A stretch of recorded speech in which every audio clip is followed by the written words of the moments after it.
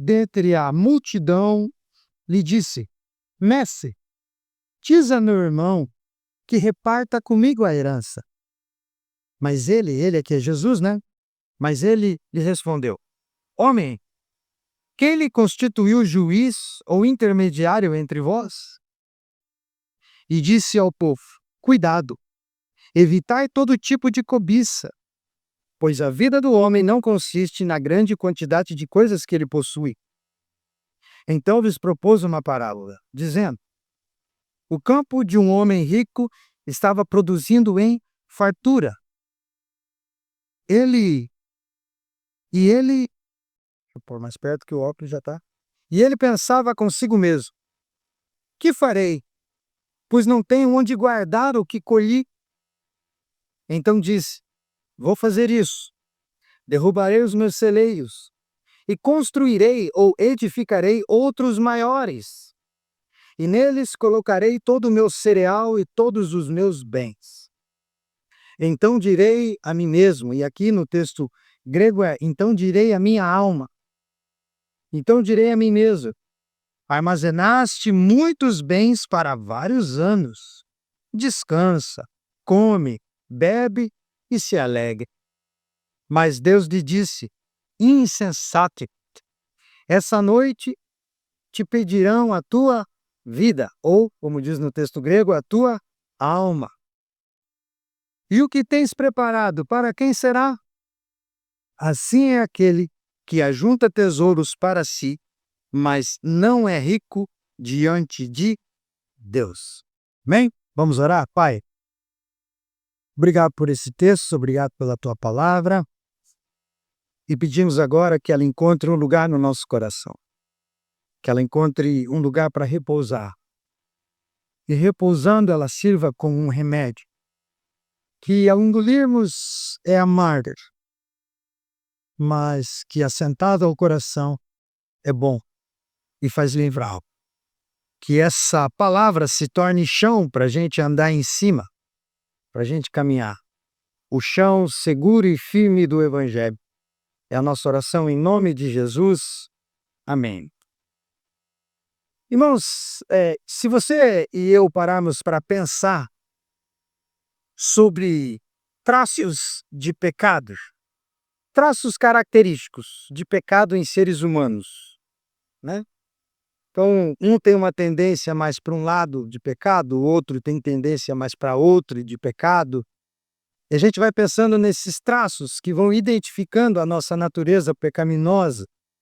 A gente há de concordar, e eu sei que você vai concordar comigo, que um dos traços mais destacados do ser humano natural, carnal, sem a obra do Evangelho, sem a fé particular de Deus nele, é o egoísmo.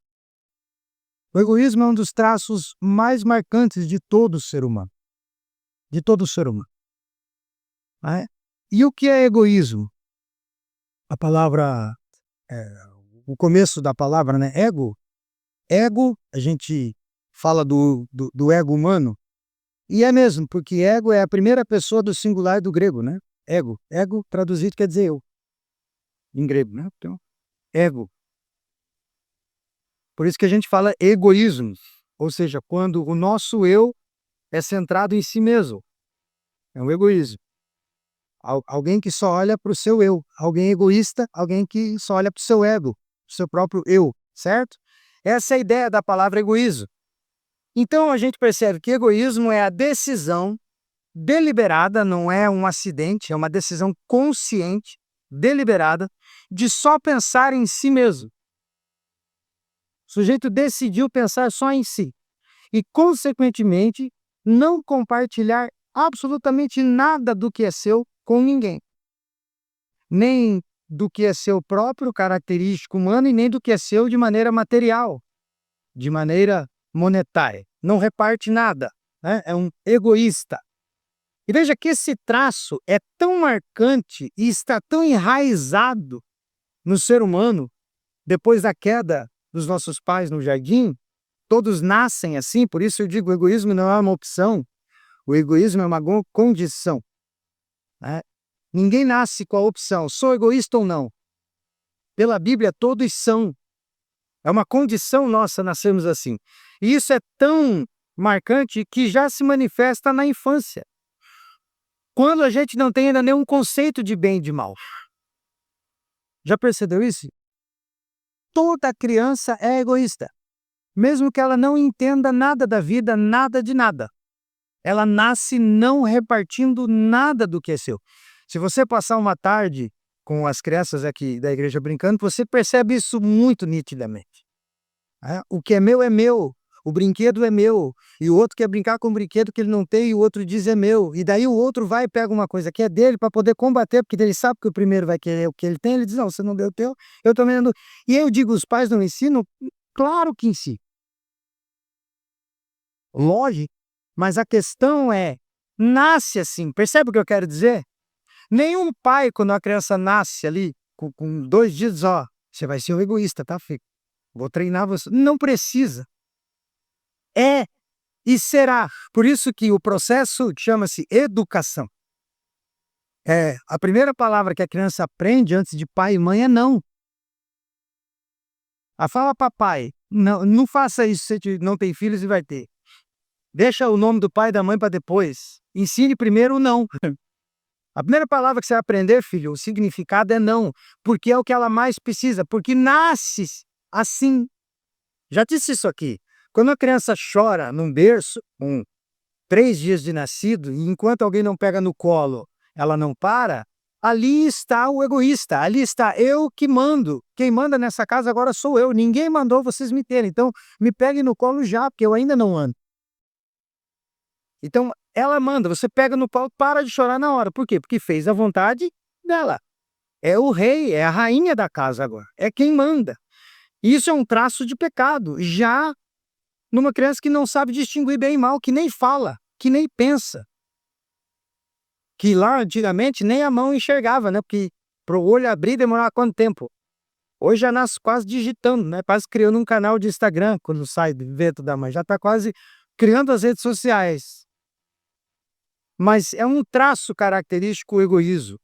Tanto é que aparece no ser humano quando ele ainda nem sabe diferenciar bem de mal, nem mal de bem. É o egoísta nato. Quem aqui é pai sabe disso. E se você é filho, e todos são, né? Todos estão aqui têm que ser filho de alguém. E se você tem uma boa memória, você sabe que você também era assim. Um egoísta. Todos nascemos assim. Veja então, dito isso, no texto que a gente leu, nessa narrativa do Evangelho, narrativa de Lucas, alguém chega a Jesus Cristo e pede para que Jesus seja um juiz de uma disputa de família. Há uma disputa familiar e alguém chega a Jesus e pede para que ele seja o conciliador. E o que dá para entender, não temos muitos detalhes do litígio, mas o que dá para entender é que 2 irmãos vinham discutindo a respeito de uma herança. Então dá para entender que são só 2 filhos, e o que dá para entender também é que quem chega a Jesus é o mais novo. Porque os mais velhos, nessa cultura, né, eram os que detinham maior poder sobre bens. O mais velho, às vezes, em alguns casos, tinha até mais direito que a própria mãe, caso o homem da casa morresse. E ele chega e diz ao Senhor, eu quero que o Senhor sirva de juiz porque o meu irmão não quer repartir comigo. Ele quer ficar com tudo. Então, provavelmente, o pai morreu, esse irmão mais velho, na opinião do mais novo, não tinha cumprido com o que estava estabelecido, especificado no testamento ou algo assim. E se dirige a Jesus chamando Jesus de mestre. Ele diz mestre. No entanto, Jesus negou-se a se envolver na disputa e a servir de juiz e de árbitro. Ele diz, o que eu tenho com o caso de vocês? Quem me constituiu o juiz dessa situação? Por que você está vindo me procurar? Eu não tenho nada a ver com isso. Eu não sou da família, eu não sou ninguém. Jesus, dentro de uma ideia de autoridade judaica sobre o assunto, nem essa autoridade tem. Ele é o dono da vida, o Deus eterno, mas ele tinha que ter procurado alguém da alçada, alguém para lidar com aquilo. Ele pediu a Jesus por quê? Jesus diz, não, eu não tenho nada a ver com isso. Então a gente percebe que Jesus aqui não se prestou a ser usado por alguém movido por interesses próprios. Eu não vou aqui me meter numa coisa que é interesse próprio, que não tem a ver com o todo, tem a ver só com um coração, tem a ver só com dois corações. Eu não vou entrar nessa celeuma. E Jesus faz isso porque simplesmente já tinha diagnosticado o problema. Ele saberia que não iria resolver o caso dos dois. Por quê? Jesus já tinha diagnosticado que a raiz da disputa era a ganância. E a gente vai ver isso na sequência do texto. Jesus conhece o coração do que veio procurá-lo e o coração do irmão que não está presente. E ele sabe que a briga ali não tem a ver com direitos. A briga ali tem a ver com ganância. Então Jesus não quer ser juiz de gananciosos. Então, como ninguém quer o certo, eu não vou nem me envolver. Tanto é que no verso 14, ele diz: homem, quem me constituiu juiz ou intermediário entre vós? Diagnosticando o problema dos dois. Não é só seu, não, é teu e do teu irmão. Em outras palavras, irmãos, enquanto os dois fossem gananciosos, nenhum acordo ia ser satisfatório, porque para um ganancioso nada é suficiente. Nada é suficiente. O que precisa mudar antes para ter um acordo? Mudar o coração. E os dois não estavam dispostos a mudar o coração no diagnóstico que Jesus fez. Então, o irmão que pediu para que Jesus intervisse parece ter ido sozinho, a gente não percebe que o outro está junto e nem percebe que o outro tenha pedido para que alguém se intrometesse. O outro parece que não sabe de nada. Nada é revelado acerca do irmão. E nada também é revelado a nós acerca dos detalhes dessa reclamação. Mas o que fica evidente é que a pessoa que se dirigiu a Jesus queria usar Jesus como advogado e juiz de uma causa própria, de uma causa sua. E apesar de chamar Jesus de mestre no texto, ele já não via Jesus como mestre. Ele queria apenas um elogio, empregou a Jesus um elogio para ver se ganhava a simpatia de Jesus a respeito do que ele queria. Mas não via Jesus como um.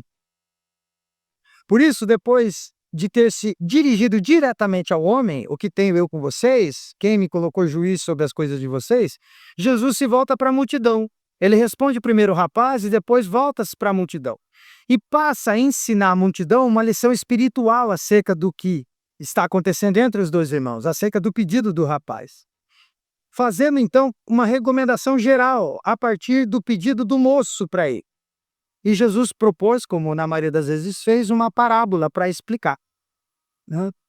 Ou seja, uma história com elementos reais, com elementos existentes, contudo, não necessariamente algo que tenha acontecido. Isso é parábola. Parábola é diferente de fábula, né? Fábula é o desenho do Shrek, onde o burro fala, o boneco de pau fala e um ogro existe. Ali é fábula. Parábola é uma história com elementos reais. O homem rico, a grande colheita que ele teve, os celeiros, tudo existe. Contudo, a história necessariamente pode não ter existido. É apenas um jeito de explicar um princípio espiritual por trás da história. Mas história com elementos reais. Isso é uma parábola. Então, Jesus aqui como mestre usa uma parábola para advertir o povo lá no momento. E nós hoje, o perigo espiritual da avareza, da ganância. E eu intitulei esse sermão Antídotos contra a ganância. Existe algum remédio, pastor, que a gente pode tomar, alguma dose de alguma coisa, para a gente lutar contra a ganância, para a gente não querer ter tudo só para nós e nos tornarmos egoístas e sermos avarentos? Tem. Jesus vai dar os ensinamentos aqui para a gente sobre isso. Então, antídotos contra a ganância. Qual é o primeiro antídoto que nós temos no texto contra a ganância? O primeiro antídoto é compartilhar livremente o que Deus nos dá por sua graça.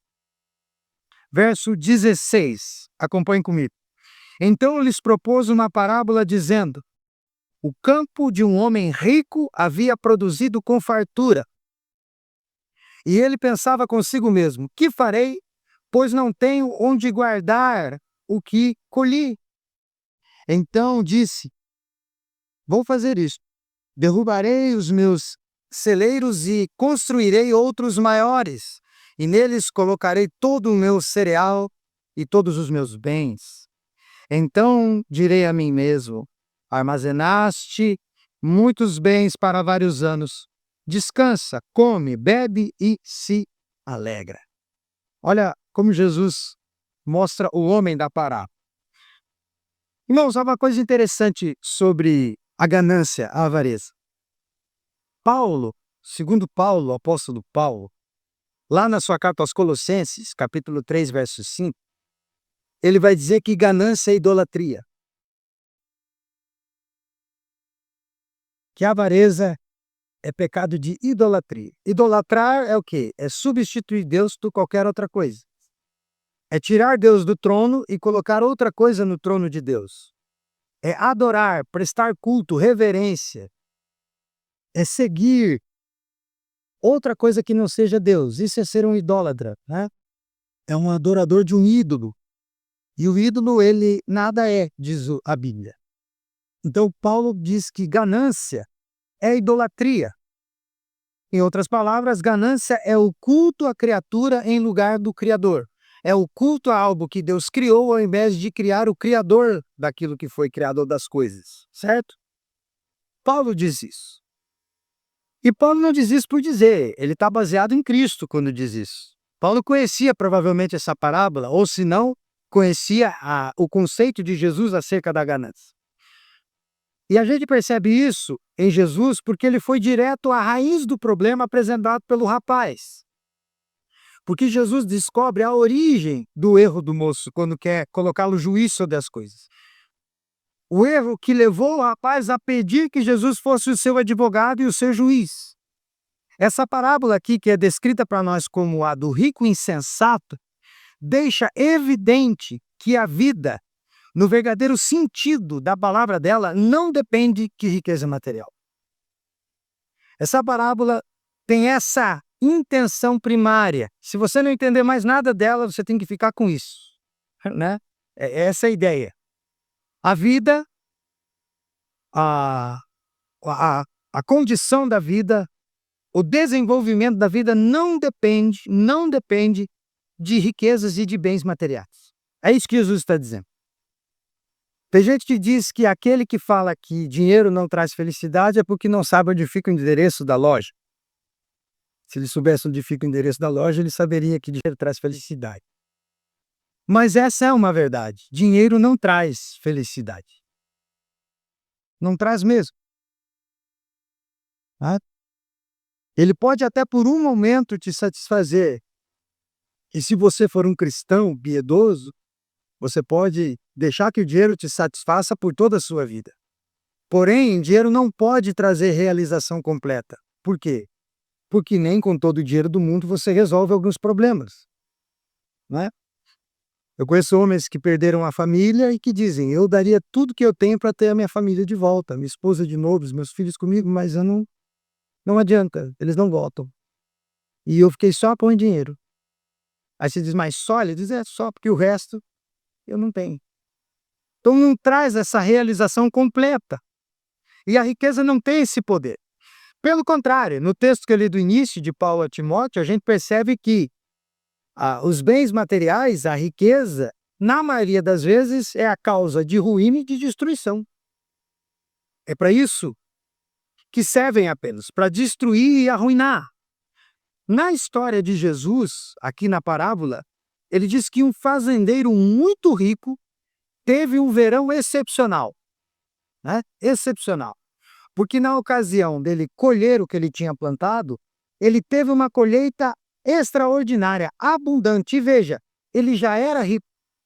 O texto não diz que ele ficou rico depois dessa colheita, mas diz que ele já era um fazendeiro rico, e mesmo já rico e abastado, ele planta e não perde, vamos dizer, que nem um pé daquilo que plantou. Ele colhe tudo. Ele colhe absolutamente tudo. Ele diz: agora eu fiquei mais do que rico, porque é muita coisa. Eu tenho muito. Então o fazendeiro passa a considerar consigo mesmo, a pensar consigo mesmo: o que eu faço com essa colheita inesperada? O que eu faço com tudo isso? E nisso consiste a pergunta que ele faz no texto, né? Que Jesus disse que ele faz para si mesmo. O que farei? O que farei? Gente, essa é a pergunta que cada ser humano tem que responder quando possui mais do que necessita.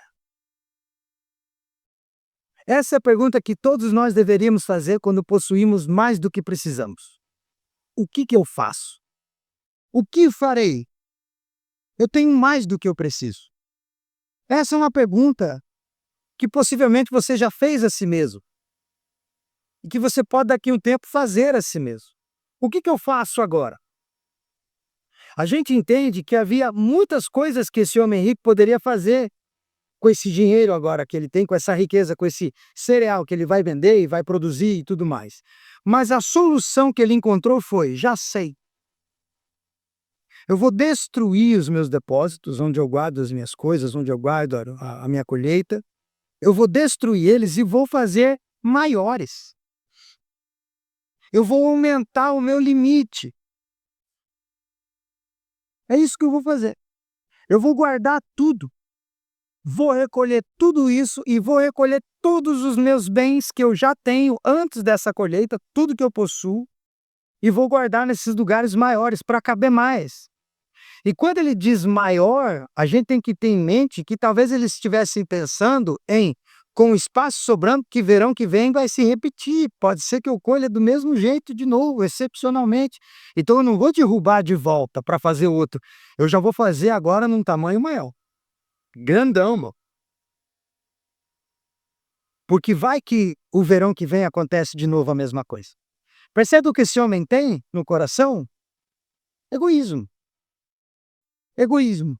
Quando ele fala consigo mesmo, ele usa dois pronomes, eu e meu. E ele faz isso repetidamente. Esse eu e meu no texto revela o quê? O extremo egoísmo. É só eu e meu. Eu e meu. Meu celeiro.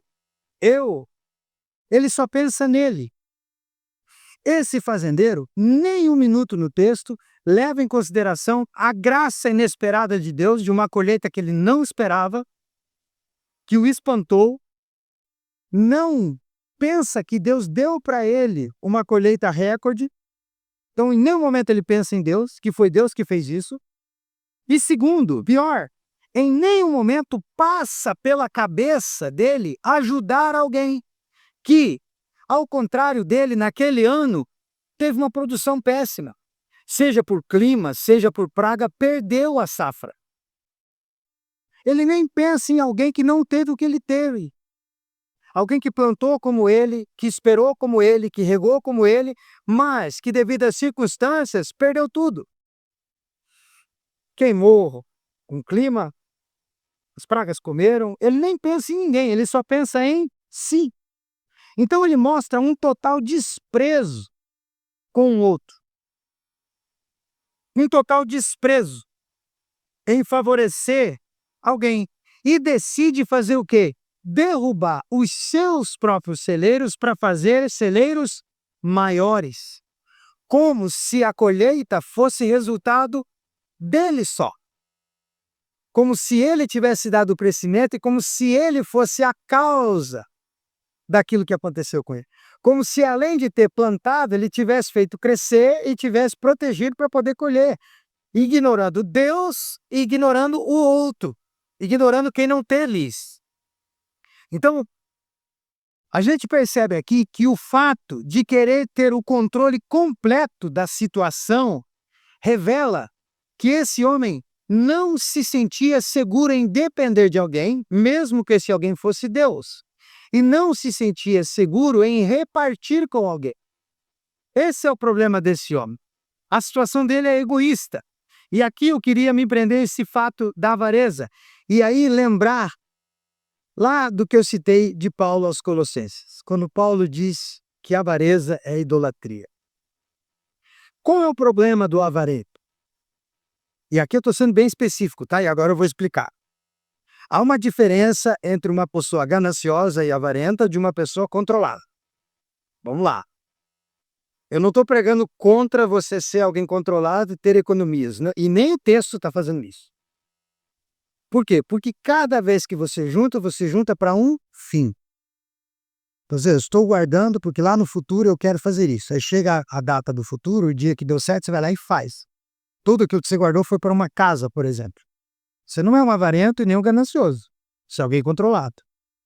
Eu tenho um objetivo, eu quero ter um bem, Eu quero ter uma casa, eu quero ter um carro, eu quero ter o que for. E você junta, certo? Não tem nada a ver com o que o texto está dizendo. Isso, Jesus nunca é contra e nunca será.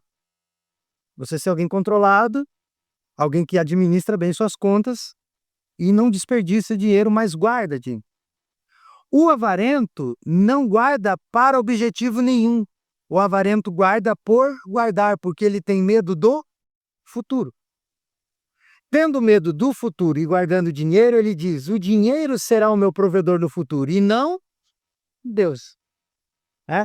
Quantas histórias você conhece de pessoas que faleceram e quando os filhos, os parentes foram limpar a casa, mexer no quarto para ver o que faz das coisas, encontravam dinheiro escondido em tudo quanto é lugar. E aí dinheiro que nem valia mais. Quantas histórias nós já ouvimos? Cruzados, cruzeiros, sacos de dinheiro que não valiam mais, que não tem nem mais o que fazer. Esse é o problema da ganância e da avareza. Paulo diz que é pecado de idolatria por quê? Porque o avarento, ele não quer o dinheiro pelo dinheiro. O avarento, ele quer ter o controle das possibilidades. Ele quer o lugar de Deus. Porque Deus tem o controle das possibilidades. Nós não temos o controle das possibilidades, mas nós queremos. Então, volta e meia você encontra alguém e você mostra para ele algo que você conquistou. Gente, pode ser uma camisa ou pode ser uma casa. Você chega para ele e diz assim: olha minha camisa nova, olha o meu carro novo, olha minha casa nova. Ele dirá: eu tenho dinheiro para comprar 2 dessas, mas eu não compro. Ah, eu tenho dinheiro para ter umas 3 camisas dessas, mas eu não gasto dinheiro com camisa. Eu tenho dinheiro para ter 3 carros desse aí que você comprou, mas eu não fico gastando carro com dinheiro. Eu não fico gastando dinheiro com carro. Percebe o que ele quer? Ele quer as possibilidades. Eu tenho todas as possibilidades em mim, mas eu não quero nenhuma, porque eu quero ter esse poder. Eu quero ter essa falsa percepção, eu quero ter essa falsa ideia de que eu sou um Deus.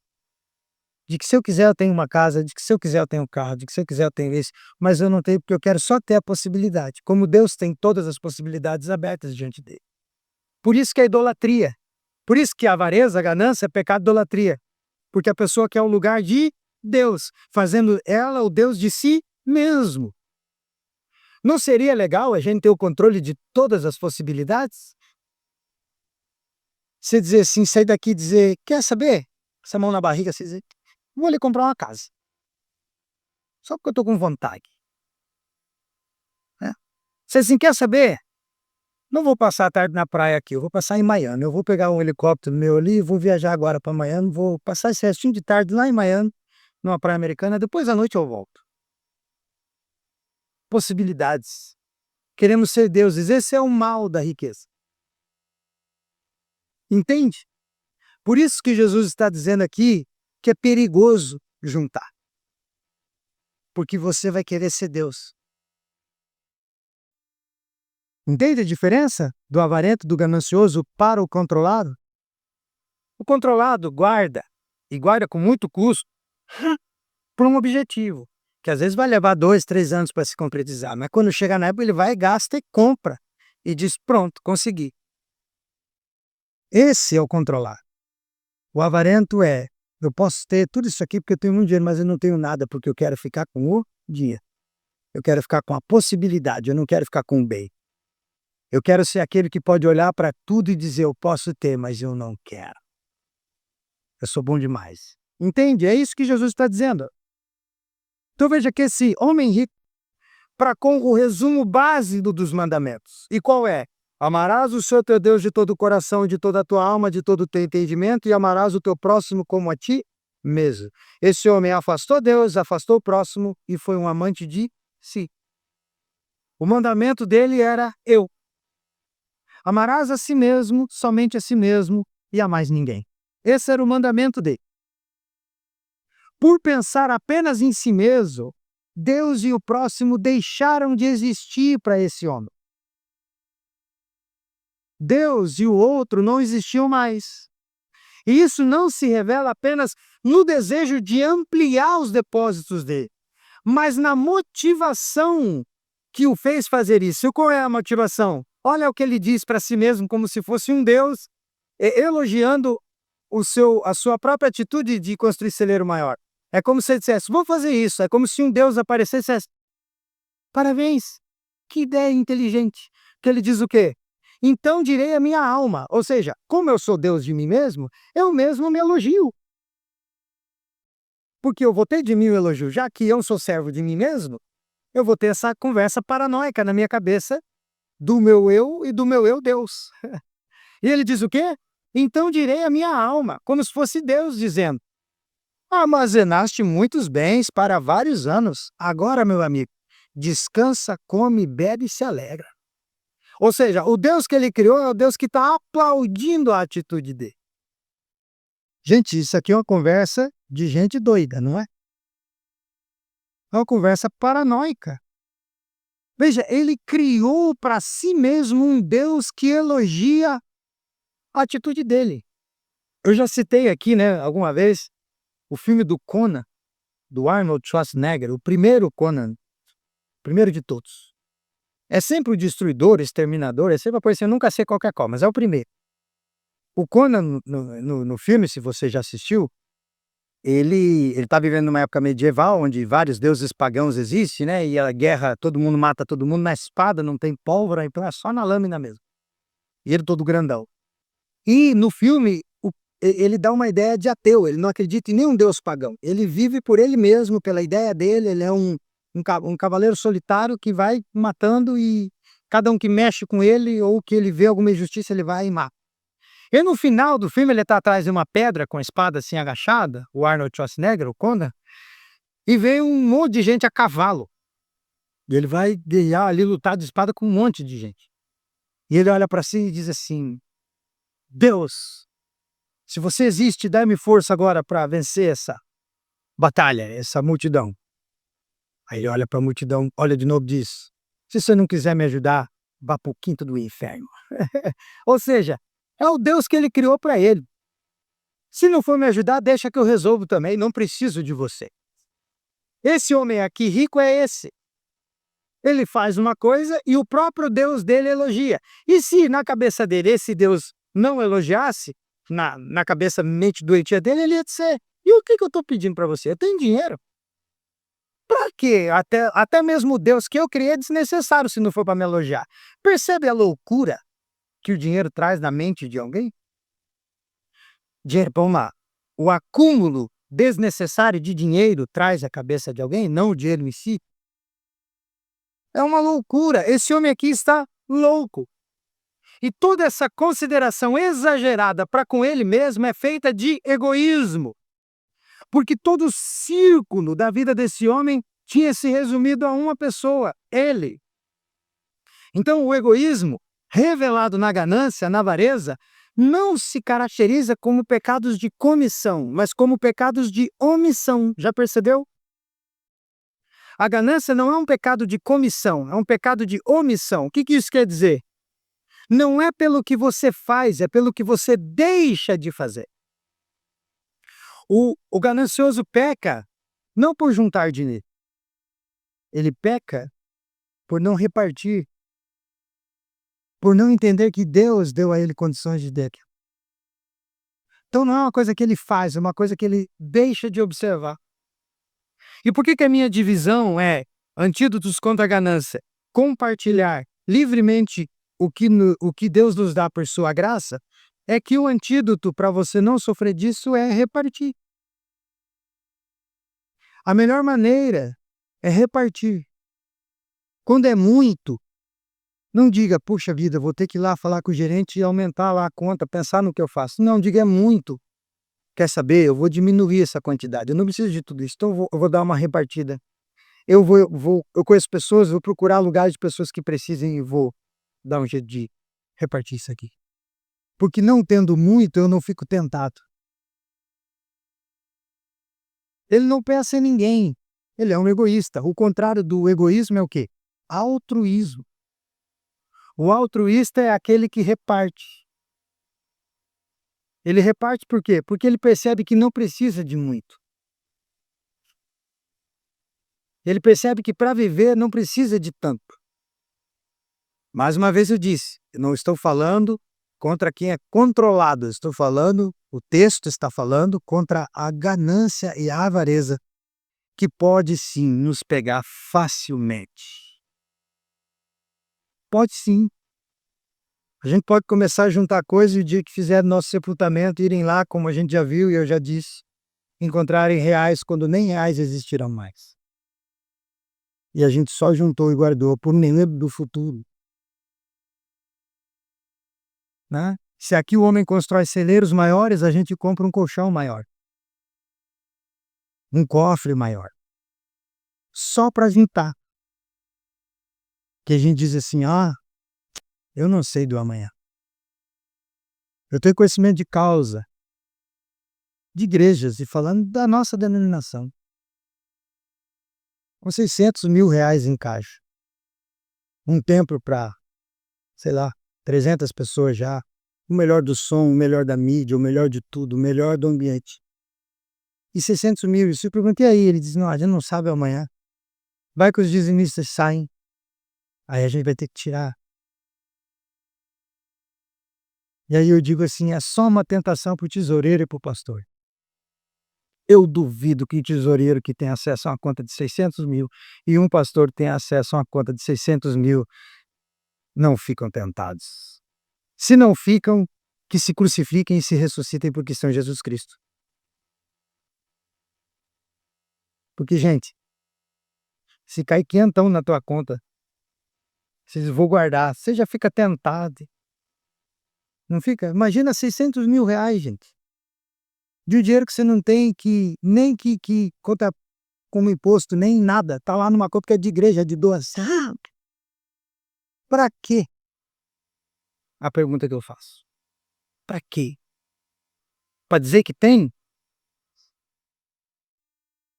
Vai dizer, vou construir celeiros maiores, vamos fazer um templo maior e vamos ver se a gente aumenta os 600. Uma igreja tem 600 mil guardado em caixa é porque a arrecadação mensal é muito exorbitante, porque ele não precisa tirar de lá para nada. Gente, eu estou falando de 600 mil reais. Tem empresas que não têm esse dinheiro em caixa. E empresas que empregam muita gente, nós estamos falando de uma igreja que tem esse texto na mesma Bíblia, que ele abre todo domingo. Esse texto está lá. O texto não está só para nós aqui que temos arrecadação menor. Lucas 12 não está só na nossa Bíblia, está na de todos. Mas vi que eles fazem? Leem até o 11, verso 54, o 12 nós pula. Vamos lá. Isso aqui não é para agora, isso é para o tempo de Jesus, que é cultural. Isso aqui tem a ver com o tempo que Jesus está falando, coisa não tem a ver com a gente. Tem a ver muito, muito com a gente. Tem a ver muito com o nosso coração. Antídotos contra a ganância. Primeiro, compartilhar livremente o que Deus nos dá por sua graça. É um antídoto.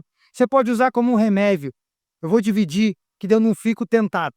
Segundo antídoto contra a ganância é parar de ignorar a fragilidade da vida. Verso 20 diz assim.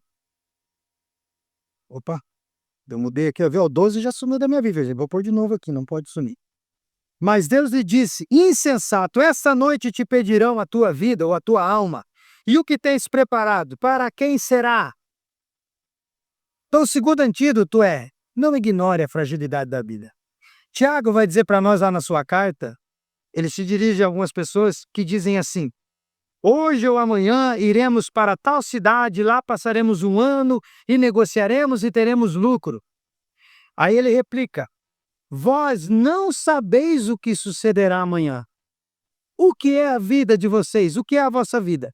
Vocês são apenas neblinas que aparece por um instante e depois vai embora. Então ele está dizendo, como assim você já está preparando o amanhã e ganhar dinheiro amanhã se você não sabe se amanhã tem? Se vai chegar para você o amanhã. Veja, o texto diz para nós, na parábola, Jesus contando a parábola, que Deus interrompeu os planos do homem rico de uma maneira permanente. O homem tinha planos. Eu vou destruir celeiro, vou construir maior, vou guardar tudo que eu colhi e mais o que eu já tenho porque eu sou rico, para que depois eu descanse, me alegre e viva bem. Aí Deus vem e diz, acabou. Sabe quando tem uma formiga na mesa e você põe o dedo assim? E ela para? Esse é Deus. Quando a gente tenta fazer esse tipo de coisa, ele vem, acabou. Deus interrompeu instantaneamente e de maneira permanente todos os planos desse homem. Deus explica aqui, ou Jesus explica aqui, que o egoísmo é uma loucura, que a ganância é uma loucura. Por quê? Porque toda a prepotência da ganância pode ser interrompida de um minuto para outro, gente. Não precisa de muito. De um minuto para outro se encerra a arrogância do homem que quer ser Deus. É só Deus querer. É só Deus assim querer.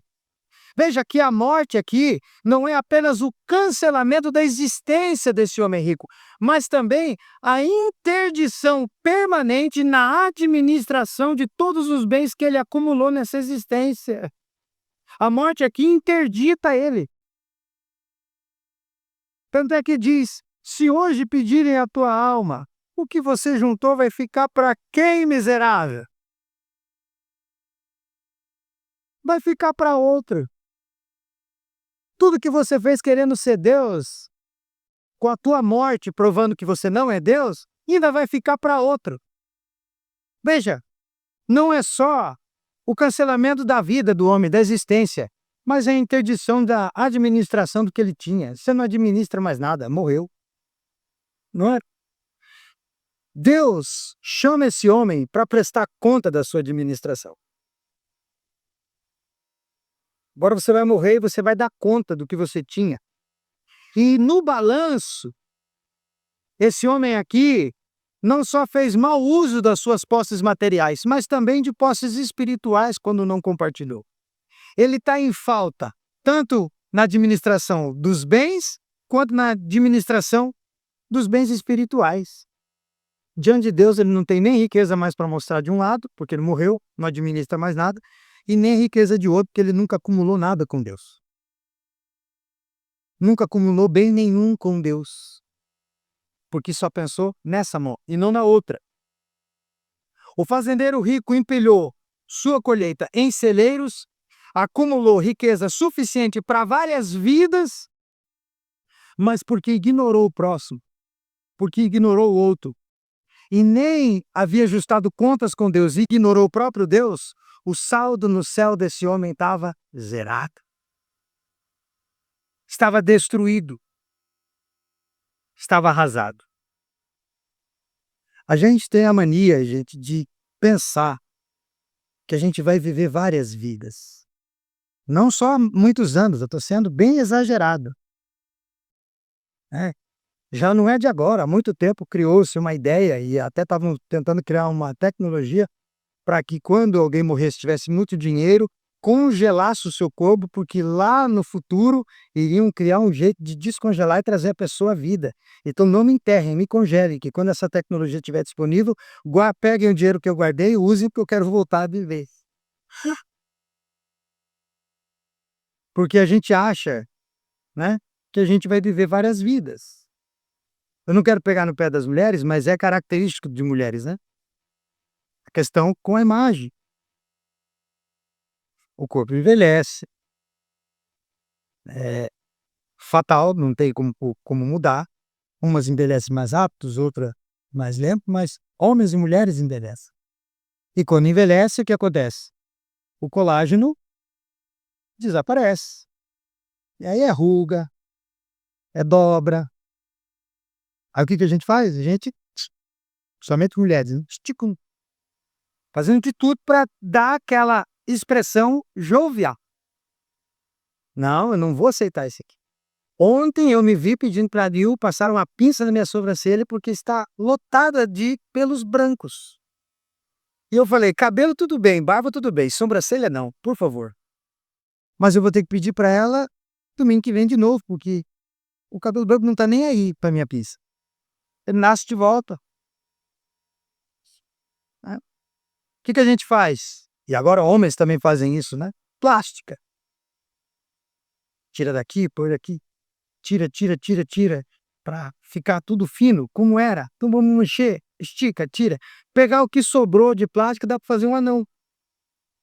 Dá para fazer uma criança pequena, né? Porque a gente quer driblar. Porque a gente quer o quê? A gente acha que é eterno, que é para sempre ou que é para várias vidas. E se a gente faz isso com o corpo, que dirá com a gente acumular bens, achando que vai viver 2, 3, 4, 5 vidas? Claro que sim. Perigo da avareza e da ganância bate à nossa porta todo dia, porque uma característica nossa é o egoísmo, é pensar em si. Se não é pensar em si antes de pensar nos outros, é o pior, pensar em si o tempo todo.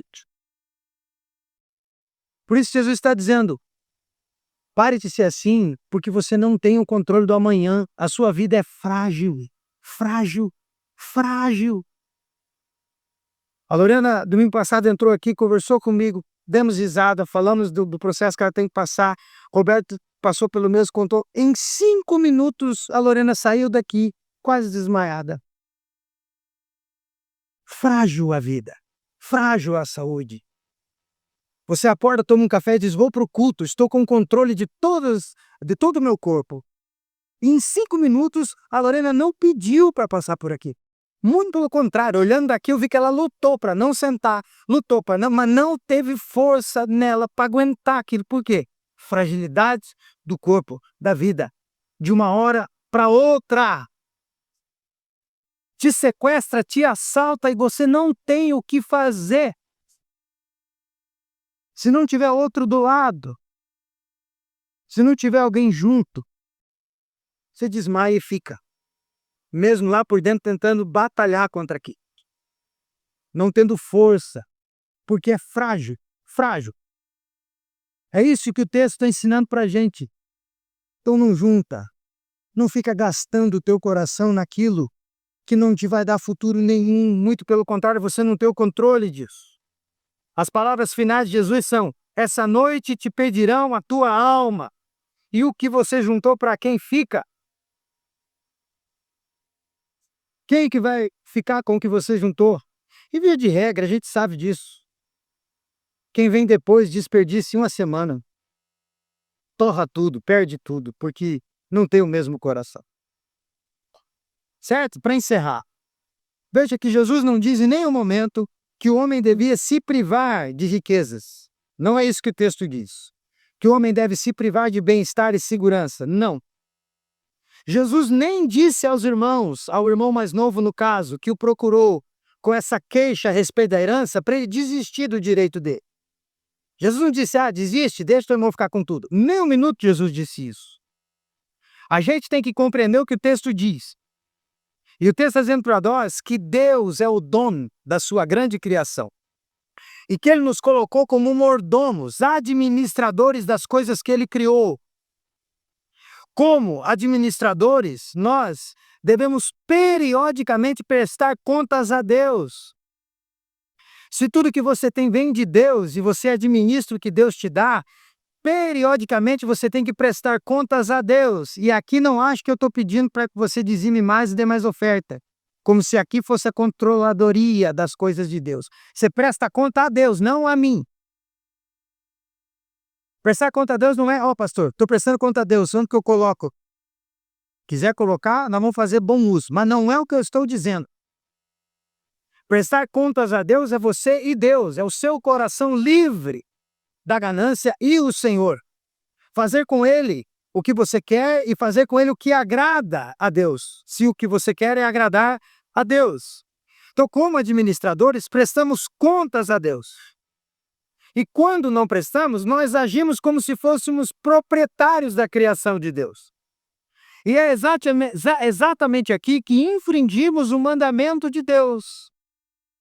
E nos damos à loucura, como ele diz: louco, hoje te pedirão a tua alma, insensato. Porque a gente vai passar a viver para si mesmo. Os romanos tinham um provérbio muito interessante. As riquezas são como as águas do mar. Quanto mais se bebe, mais sede a gente tem. Riqueza é que nem água do mar, água salgada. Quanto mais você beber água salgada, mais sede você vai ter. Dinheiro é assim, quanto mais tem, mais a gente quer. mais a gente quer. Na presença de Deus, corremos o risco de ter as nossas mãos sempre vazias. Para isso ser evitado, somente o que oferecemos a Deus e o nosso próximo é que deve permanecer. Diante de Deus é isso que conta. E mais uma vez, oferecemos a Deus não é trazer aqui. Oferecer a Deus é o que você faz com o seu coração a respeito do bem material. Como você o administra, como você reparte, certo?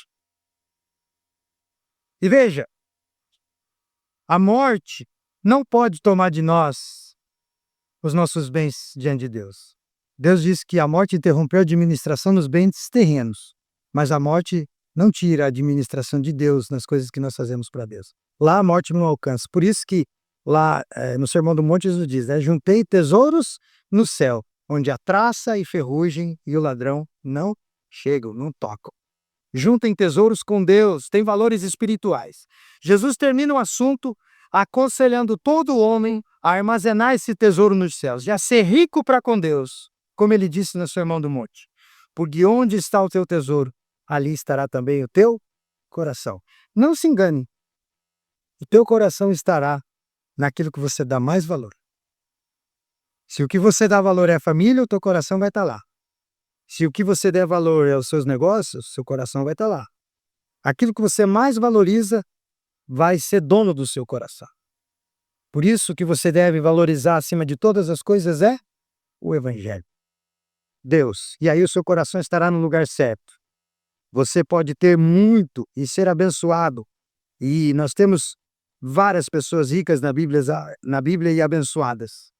José de Arimateia, nós temos o próprio Nicodemos, que era alguém abastado. Pessoas que Jesus não mandou ficar pobre, mas Jesus ensinou, né? Ensinou a como controlar isso. Nós vemos no Novo Testamento, em Atos, Barnabé fazendo mais do exigido. Barnabé vende um espaço, um terreno, e dá metade daquilo. Ajuda com metade. O novo modo de viver da igreja, compartilhando com quem não tem. Então, essa é a graça do Evangelho. Né? Você não deve dar por coerção, por ameaça. Mas isso também não pode te impedir de ter o coração grato e de repartir. Porque às vezes a gente é o extremo, né? 8 ou 80. Se ninguém me ameaçar, então eu também não dou nada para ninguém. Não, é o equilíbrio, caminho do meio. Antídotos contra a ganância. Compartilhe o que Deus tem te dado, conforme o seu coração, conforme você administra, e sempre pense na fragilidade da vida. Então, faça uma viagem, aproveite, e se não fizer amanhã, nós podemos estar sepultando você ou vocês me sepultando, e um monte de coisa ficou para trás, porque eu queria ser dono das possibilidades de ser como Deus. Amém? Ouça um momento importante, fique de pé.